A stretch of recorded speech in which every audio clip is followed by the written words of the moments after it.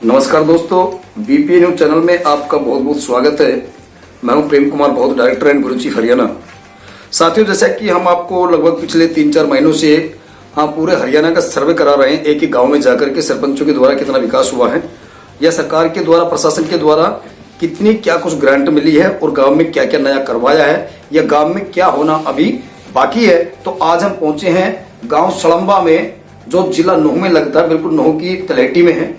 और यहाँ की सरपंच है वो है बेगम हलीमा साहिब, और उनके जो कार्यवाहक है वो भाई आबिद जी, जो उनके हस्बैंड है। आज हम उनसे जानना चाहेंगे। आबिद भाई, कैसे हैं आप? सरपंच साहब, सबसे पहले तो मैं आप लोगों को आज मकर संक्रांति की मुबारकबाद देता हूँ, दोनों दंपत्ति को, पूरे परिवार को। और दूसरा, आपका स्वागत करता हूँ बीपीए न्यूज चैनल पे, आप प्रथम बार में जुड़ रहे हैं। तो सरपंच साहब, बहुत धन्यवाद, आपको भी मुबारक हो। Thank you. तो सरपंच साहब, हम ये जानना चाहते हैं कि आपकी जो ये योजना रही, महिला योजना रही, तो इसमें कितना विकास करवाया गांव में? आपने क्या क्या करवाया है? हमने गांव में, हम 2016 से सरपंच बने हैं जी। उस समय से हमने गांव में बहुत विकास कराया है। जो 40-40 साल से, 50-50 साल से जो रास्ता ना बने जी, उन रास्तान पे हमने कार्य करवाया। इस सरकार ने हमको गारंटी दी, वो रास्ता हमारे मंजूर हुए, हमने उन पे काम करवाया। स्कूल है जो हमारा 8 तक स्कूल है, उसका भी हमने कलर करवाया है। बहुत दिनों से खंडर पड़ा, उसकी मरम्मत कराई।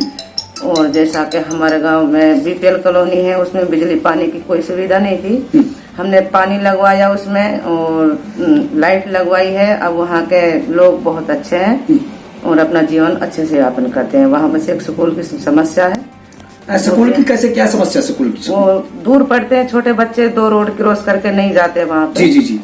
तो थोड़ा स्कूल की समस्या है वहाँ पे। हम सरकार से अनुरोध करते हैं कि हमारा यह मसला भी हल करे। और डिस्पेंसरी वगैरह है आपके यहाँ पे? नहीं, हमारे यहाँ पे कोई डिस्पेंसरी वगैरह नहीं है। 5 किलोमीटर एरिया में आता है जी। ये कहते हैं कि आप नजदीक हो जी, तो नूह चले जाओ।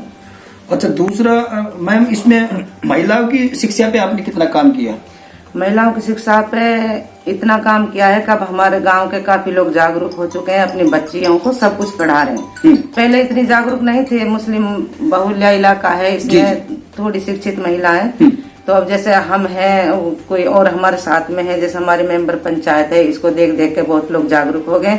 अपनी बच्चियों को सब अपनी शिक्षा दे रहे हैं और स्कूल भेज रहे हैं। दूसरा, एक हलीमा जी, मेवात में लगभग 4-5 महिला सरपंचों को हमारे इंटरव्यू हुई है, तो घर परिवार से और आपके हस्बैंड से कितना सहयोग मिला आपको?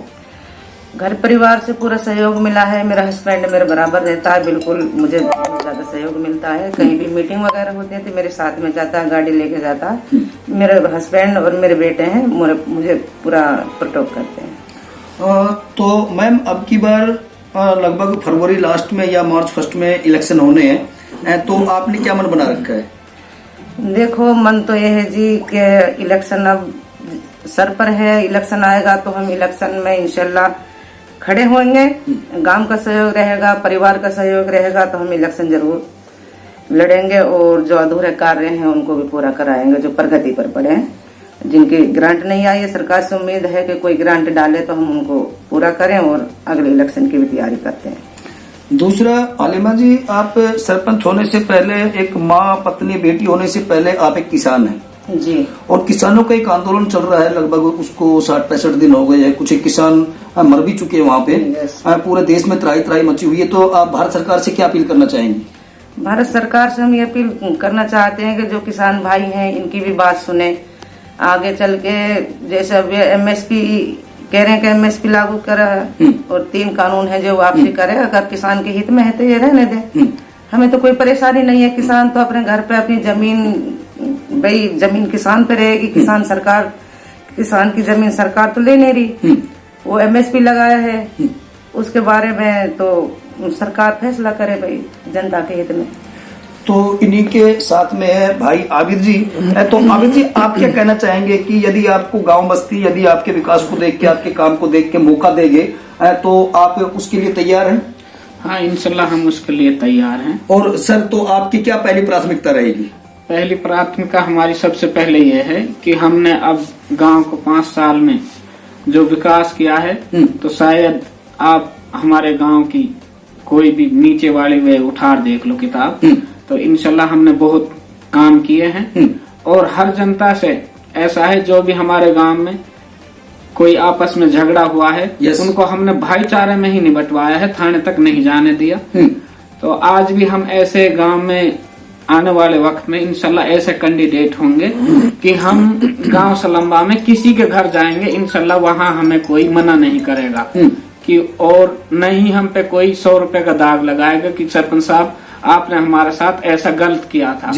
कि हमसे ऐसा है, हर इंसान का तो किसी से काम नहीं होता कि अगर हम हर इंसान मालिक हर इंसान से राजी हो जाए, हम मालिक को राजी कर लें, तो हम पे ये जो गलत व्यवहार होते हैं, गलत अजाब आते हैं, ये कुछ नहीं आते। लेकिन इंसान से गलती हो जाती है। लेकिन इंशाल्लाह हम तैयार हैं। और सबसे ज्यादा तो हमारी जो अब भी रही है कि हमने अपने स्कूल को, जो हमारे 8वीं तक का स्कूल था, हमारी बच्चियां, हमारी बेटियां जाती हैं, हमारे फिरोजपुर नमक में भी, घसेड़ा में भी, नूह में भी।